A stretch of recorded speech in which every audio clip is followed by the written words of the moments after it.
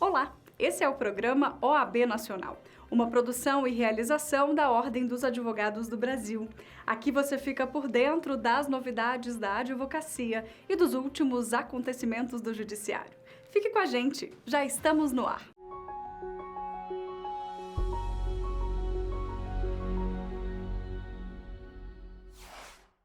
Eu começo o programa de hoje com a sessão virtual do Conselho Pleno, que reafirmou posição contrária à decisão do Supremo Tribunal Federal de que é válida a execução imediata da pena de condenados pelo Tribunal do Júri. Acompanhe. Nós já temos uma ação em curso que trata da mesma matéria, portanto, o Conselho Federal já expressou a sua posição quanto ao tema e, ao invés de lançar apenas uma nota em relação ao último julgado, nós podemos fazer mais. É relembrar a advocacia e a sociedade que a ordem não esteve inerte ao longo do tempo e a partir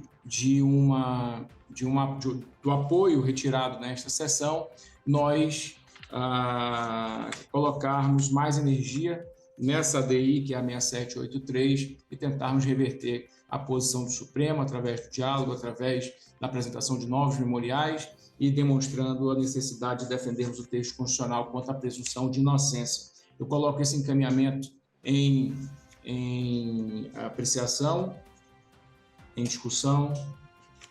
Portanto, havendo a convergência no encaminhamento, faremos isso. Daremos ampla divulgação na imprensa da posição já tomada pela ordem em 2021 e reforçaremos a atuação nessa ADI perante o Supremo Tribunal Federal. Nós teremos muitas pessoas inocentes que serão colocadas na prisão sem requisitos de cautelaridade, e isso é importante dizer. A pessoa está respondendo ao processo solto, é porque não causa nenhum tipo de risco à sociedade, porque senão haveria a decretação da prisão preventiva. E por vezes, sabemos disso, que há uma sentença condenatória que por vezes é injusta. E o tribunal acaba por reformar, seja mexendo na pena e, consequentemente, no regime prisional, ou até mesmo anulando o julgamento, ocasião em que ocorre novamente e sobrevém absolvições. Então, nós teremos, sim, situações em que o erro judiciário vai prevalecer porque a sentença vai ser executada imediatamente. Então, espero, presidente, que o Supremo, nesse período, perceba o erro cometido e utilize essa ação da OAB, essa ação que ainda está pendente de julgamento, essa ação de controle concentrado de constitucionalidade para que possa rever essa posição. O Conselho Pleno aprovou também o ajuizamento de arguição de descumprimento de preceito fundamental ao Supremo Tribunal Federal em razão do artigo 385 do Código de Processo Penal, que assegura ao juiz o poder de condenar um acusado com base nas provas dos autos do processo, mesmo que o Ministério Público tenha opinado pela absolvição do réu. A ação entende que o artigo viola o devido processo legal, o contraditório e a imparcialidade do juiz. Confira.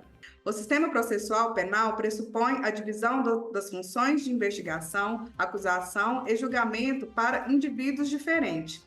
A Comissão Nacional dos Estudos Constitucionais do CF-OAB asseverou que percebe-se absoluta incompatibilidade da possibilidade de a autoridade judicial julgar em dissonância aos termos das manifestações das partes, com base no artigo 385 do Código de Processo Penal, com a Constituição Federal de 1988. Primeiro, pois viola o sistema acusatório e contradiz o artigo 189, inciso 1 da Constituição Federal. Segundo, porque seria reconhecer potencialidade à autoridade judicial incompatível com o devido processo constitucional e democrático previsto no ordenamento constitucional vigente, forte especialmente no artigo 5º, inciso 35 e 54, e na própria definição do papel do Ministério Público na Constituição da República. Entendo que a defesa da Constituição Federal é atribuição desta Casa da Advocacia, que possui legitimidade de caráter universal para defendê-la nos termos do artigo 103, inciso 7 da Constituição de 88. Voto pelo acolhimento da proposta, indicando o ajuizamento da arguição de descumprimento de preceito fundamental em face do artigo 385 do Código de Processo Penal, com conexão à DPF 1122.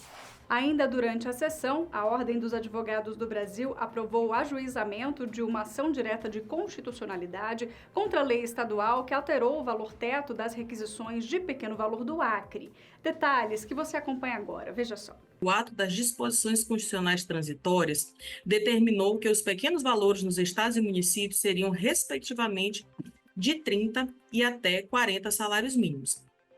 De acordo com o artigo 100, parágrafo 4º da Constituição Federal, os estados e municípios poderiam modificar esses valores através de legislação própria de acordo com suas capacidades econômicas.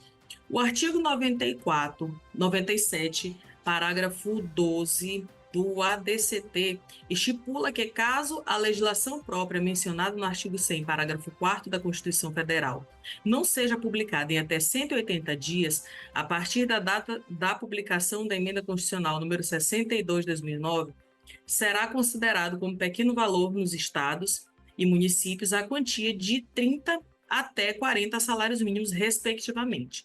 Já em relação à matéria de fundo, que trata de ajuizamento de ação direta de inconstitucionalidade em face do artigo 1º da Lei Estadual 3.157/2016, a Ordem possui evidente representatividade em defesa da Constituição, nos termos do Estatuto da Advocacia e da OAB, bem como a temática em debate é de extrema relevância para a advocacia e para a sociedade brasileira. Por conseguinte, já há envolvimento de temas sensíveis à violação de direitos fundamentais.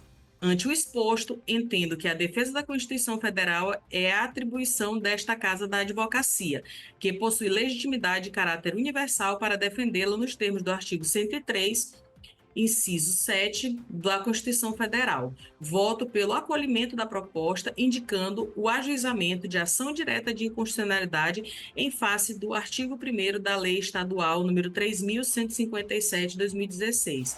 E não para por aí. A Ordem aprovou por unanimidade a proposta de ajuizamento de ação direta de inconstitucionalidade contra monitoramento indiscriminado de atendimentos em presídios. No referido caso, revela-se que o Poder Judiciário, utilizando-se da exceção que autoriza o monitoramento dos atendimentos advocatícios em casos específicos e necessários, tem deferido de maneira inconstitucional a monitoração da integralidade dos atendimentos advocatícios realizados nos presídios federais, independentemente de quem seja o advogado ou preso, esteja ele sendo investigado ou não. Defende-se, portanto, a extrema intervenção estatal por meio do monitoramento eletrônico dos atendimentos advocatícios diante da necessidade de proteção do direito constitucional à segurança. Com o objetivo de contribuir para a lisura e a transparência no processo eleitoral brasileiro, a OAB Nacional instituiu o Observatório Nacional das Eleições Municipais de 2024. A iniciativa é voltada à fiscalização e ao cumprimento da legislação eleitoral em aspectos cruciais, como candidaturas femininas e negras, além do combate à desinformação em todo o país. O assunto, inclusive, foi destaque no site do Conselho Federal. A publicação ressalta que a criação do observatório está respaldada pela Lei 9504 de 97, que estabelece normas para as eleições e confere à OAB o papel de entidade fiscalizadora de todas as fases do processo de votação, apuração das eleições e o processamento eletrônico da totalização dos resultados. Papel que, inclusive, também é reconhecido por normas do Tribunal Superior Eleitoral. O Observatório Nacional das Eleições Municipais de 2024 é uma reedição de outros observatórios que surgiram a partir das eleições de 2020.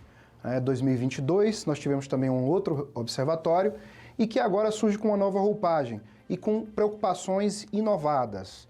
Ele traz no seu cerne, como seu objeto específico, a necessidade de se lançar um olhar específico para as candidaturas femininas, as candidaturas de pessoas negras e também as questões relacionadas à violência política contra a mulher. Então, ele surge justamente para trazer um contributo para a justiça eleitoral e para a democracia brasileira, no sentido de identificar fatos, trazer relatos e, necessariamente, trazer números, né, com a utilização específica da Ordem dos Advogados do Brasil, como a maior entidade da sociedade civil organizada, que tem capilaridade em todo o território nacional de forma voluntária a trazer esse grande serviço prestado à sociedade brasileira. Sim, nas últimas eleições, por exemplo, o Observatório, fruto de uma iniciativa da comissão com a autorização expressa do presidente Beto Simonetti, que é um entusiasta da ideia, trouxe números efetivos para aquelas eleições, que eram eleições efetivamente conturbadas, e que, de certa forma, esses números vieram a trazer uma calma maior para a sociedade, porque havia ali o olhar não só das entidades públicas, dos órgãos públicos, mas sim da sociedade civil organizada. E ainda falando sobre as eleições deste ano, o presidente da OAB Nacional participou no TSE da cerimônia de assinatura digital e lacração dos sistemas eleitorais. Na ocasião, Simonetti reafirmou que a Ordem dos Advogados do Brasil e o Tribunal Superior Eleitoral têm o compromisso de garantir um pleito justo e conforme a lei.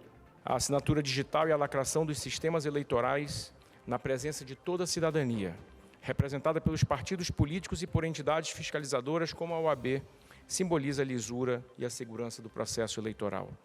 No próximo 6 de outubro, mais de 155 milhões de brasileiros e brasileiras, na qualidade de eleitores e eleitoras, sairão de suas casas nos mais de 5 mil municípios brasileiros para exercer o seu direito à participação cidadã. E cabe à Ordem dos Advogados do Brasil, como a maior entidade da sociedade civil organizada, fiscalizar o regular cumprimento da lei e contribuir para a transparência do processo eleitoral. A nossa posição histórica é uma só: proteger o voto direto, secreto, universal e periódico, como determina a Constituição Cidadã. Hoje, prezada ministra Carmen Lúcia, eu tenho orgulho de dizer que a advocacia brasileira renova a plena confiança e a parceria histórica com a Justiça Eleitoral do Brasil. A OAB e a Justiça Eleitoral têm em comum o compromisso de garantir um pleito justo e conforme a lei. Com representantes regionais em todos os estados, fiscalizamos casos de violência política contra mulheres, cumprimento das cotas eleitorais, além da distribuição equitativa de recursos e de tempo de propaganda. Para a Ordem, importa verificar a legalidade e a legitimidade de cada passo no processo eleitoral, sempre de forma apartidária. Nas eleições é importante reiterar que não temos partido, não temos candidato e muito menos fazemos oposição. A nossa missão é defender os interesses da advocacia e da cidadania por meio da garantia da aplicação da lei e da supremacia da vontade popular. Para finalizar, reitero a nossa confiança de que teremos mais uma eleição segura e transparente e que a vontade do povo sempre prevaleça. Muito obrigado pela oportunidade e que tenhamos, sim, ministra Carmen, eleições livres, transparentes, seguras e que tenhamos um Brasil muito melhor. Agora nós vamos para um breve intervalo e voltamos na sequência com mais OAB Nacional. Eu te espero.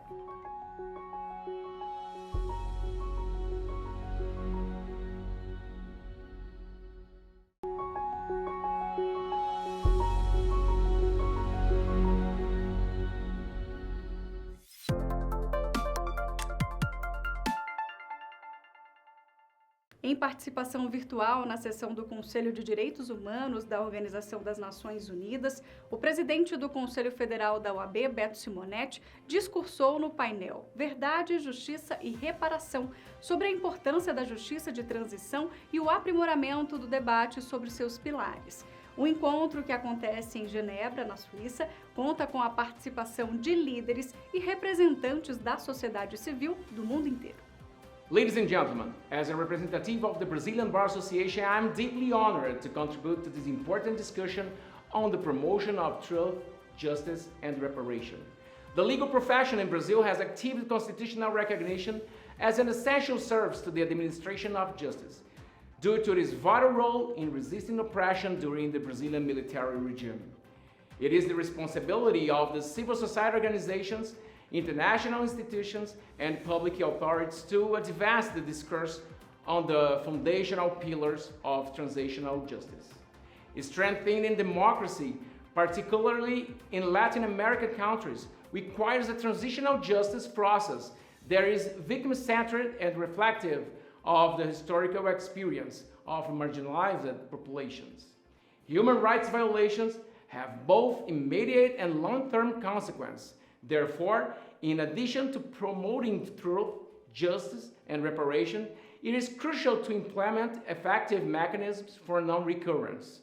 In Brazil, we are committed to preserving the democratic legacy of defending human dignity in all its dimensions. O Ministério da Educação publicou no Diário Oficial da União portaria que autoriza a Faculdade Escola Superior de Advocacia da OAB Nacional para a oferta de cursos superiores na modalidade à distância. O projeto da instituição vai contemplar a oferta de cursos nas áreas de tecnologia, marketing e gestão. A faculdade surge como a primeira instituição de ensino superior no país vinculada a uma entidade de classe. No entanto, é importante destacar que a faculdade ESA-OAB não vai oferecer cursos de graduação em Direito. A criação desta faculdade, ela vem atender um desejo antigo de todo o sistema, né, de permitir que a OAB pudesse certificar as suas pós-graduações. Isso foi o motivo principal, né, que nos levou a buscar a criação dessa instituição de ensino superior. Hoje, a ESA Nacional nós tivemos nos últimos 4 anos, mais de 30 mil alunos, né, e sempre tendo que fazer uma parceria com instituições de ensino superior e, obviamente, dentro dessa parceria você tem um aumento dos custos, porque a instituição de ensino superior, que é parceira, ela tem de ser remunerada. Então, a partir do instante em que nós temos esta independência acadêmica, nós conseguimos ampliar a oferta dos cursos gratuitos, nós conseguimos reduzir, né, os custos das pós-graduações oferecidas a toda a comunidade jurídica nacional, especificamente aos advogados e advogadas de todo o Brasil. Mas para que isso se tornasse realidade, nós precisávamos ter um curso de graduação, ou um bacharelado, ou um curso de tecnólogo, e aí eu não estou falando de tecnólogo jurídico, isso é muito importante, porque o pessoal fica o tempo inteiro, mas o OAB é contra o ensino à distância de graduação. Nós continuamos contra e nós não vamos oferecer nenhum bacharelado, tá? E nenhum curso de tecnólogo na área jurídica. Na primeira instituição de representação de classe que tem vinculada, né, diretamente à instituição de ensino superior. Então, é um momento histórico que é motivo de orgulho e de celebração para toda a advocacia brasileira. A OAB Nacional lançou mais uma cartilha sobre as principais dúvidas voltadas à publicidade na advocacia. O questionamento de hoje é sobre a participação dos advogados em lives nas redes sociais. Isso pode ou não pode? É o que você acompanha agora. Esta é uma das questões mais intrigantes que nós advogados enfrentamos aí por todo o Brasil. Se é permitido ou não fazer selfie ou vídeo durante a nossa atuação. É importante ressaltar que a existência do provimento número 205, como também do nosso Código de Ética e do Estatuto da Advocacia, todos essas leis e provimentos, elas nasceram para regular o exercício da advocacia, não para proibir o exercício.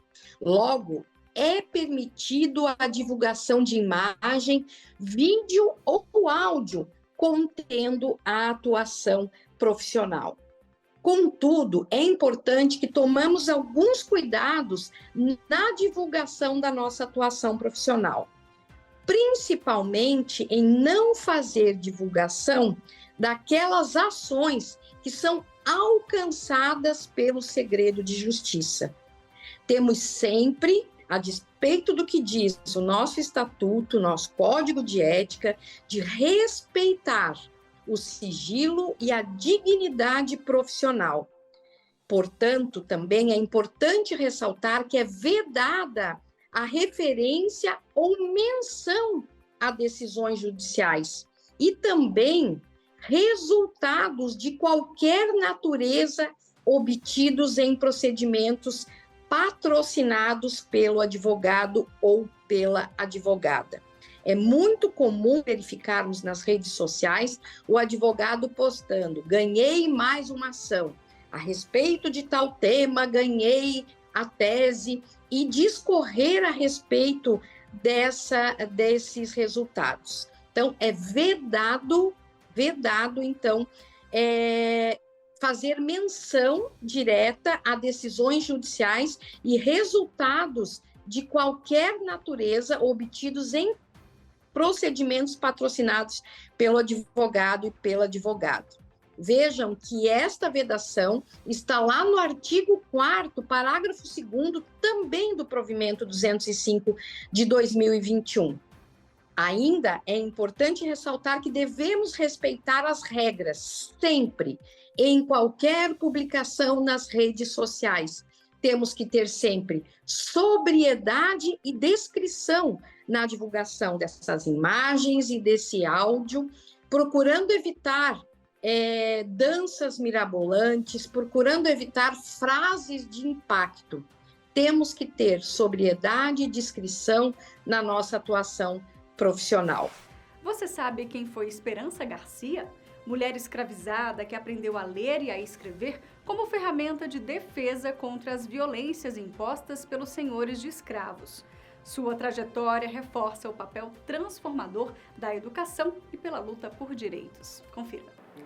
Mulher, negra e escravizada. Essa foi Esperança Garcia. Em setembro de 1770, ela escreveu uma petição ao governador da capitania e denunciou situações de violência pelas quais crianças e mulheres passavam. Em seguida, pediu providências da acusação. O documento histórico é uma das primeiras cartas de direito que se tem notícia no país. Reconhecida pela seccional da OAB no Piauí em 2017 como a primeira advogada piauiense. Na ocasião, a seccional produziu o dossiê Esperança Garcia, símbolo de resistência na luta pelo direito, de 149 páginas. O ato simbólico, 247 anos depois da carta destinada ao governador, é também chamado de primeiro habeas corpus do Brasil. O dossiê destaca que, mesmo não existindo à época o direito formalmente constituído, como na Constituição de 88, a carta destinada ao governador tinha natureza jurídica, já que adotou o caráter de petição. Esperança Garcia demonstrava naquela época conhecer a função das autoridades e dos poucos direitos que tinha. O documento se atém apenas a violações às quais ela era submetida que desrespeitavam leis como o Decreto 1695 de setembro de 1869, que proibia, por exemplo, a venda de escravos debaixo de pregão, a separação entre marido e mulher e, principalmente, da separação do filho e dos pais, salvo quando maiores de 15 anos. Outro aspecto jurídico da Carta de Esperança é a natureza coletiva das reivindicações. Esperança Garcia aprendeu a ler e escrever português com padres jesuítas. Após a expulsão da Congregação do Brasil pelo Marquês de Pombal e a passagem da fazenda para outros senhores de escravos, ela foi transferida para outras terras. Longe do marido e dos filhos, usou a escrita como forma de luta para reivindicar uma vida com dignidade. Em 2022, o Conselho Pleno da OAB Nacional também reconheceu Esperança Garcia como a primeira advogada brasileira. Em sua homenagem, foi doado pela Secretaria da Cultura do Piauí o busto de Esperança Garcia como forma de lembrança do papel que cumpriu com firmeza na defesa da comunidade em que vivia.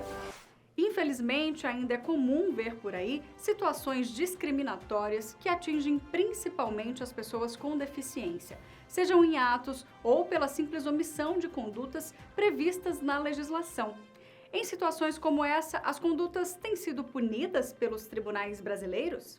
É o que a gente acompanha agora na entrevista. É uma preocupação constante, né, não só da OAB, como de todas as pessoas que advogam pelo direito das pessoas com deficiência, que militam na causa, né, que a gente tenha, além das denúncias, a participação dos ministérios públicos e o judiciário, quando demandado, que haja as condenações quando se caracterizarem ali crimes de discriminação. Lembrando que a discriminação, de acordo com o nosso ordenamento jurídico, é crime, discriminar alguém em função de sua deficiência, que pode ser punido com até 5 anos de reclusão, além de multa, né, se for cometido, por exemplo, através de um meio de comunicação social.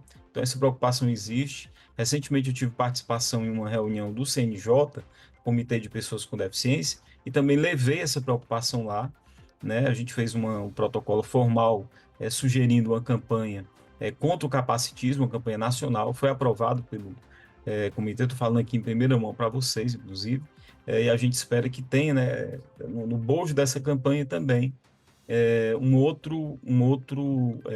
outra vertente para fazer uma contabilidade nacional, né, da quantidade de condenações, por exemplo, em relação ao crime de discriminação. Mas lembrando que não apenas é crime, além disso é um ato antijurídico, você, por exemplo, negar algum tipo de acessibilidade, negar, excluir uma pessoa com deficiência, isso pode também demandar indenizações, por exemplo, no âmbito do civil.